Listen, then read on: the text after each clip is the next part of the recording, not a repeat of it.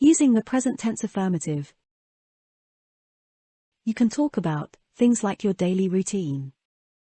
In this lesson, we will see another example of habitual actions.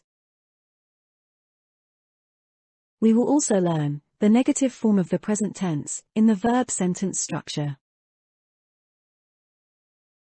Replace ます with ません to make a negative sentence.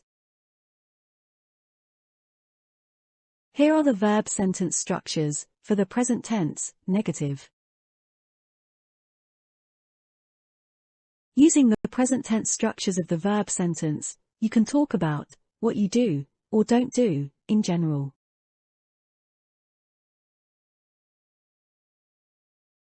私は野菜を食べます。私は野菜を食べます。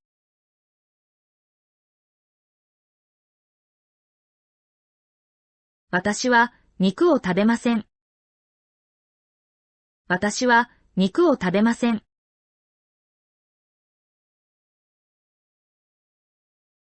私は魚を食べます。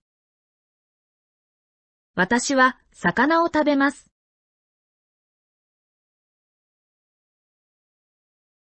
What about you?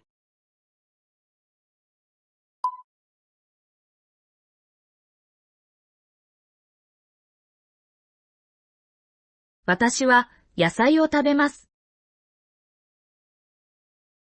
私は野菜を食べません。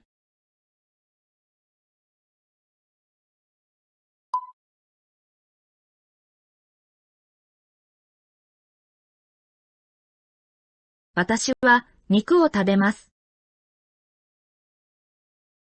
私は肉を食べません。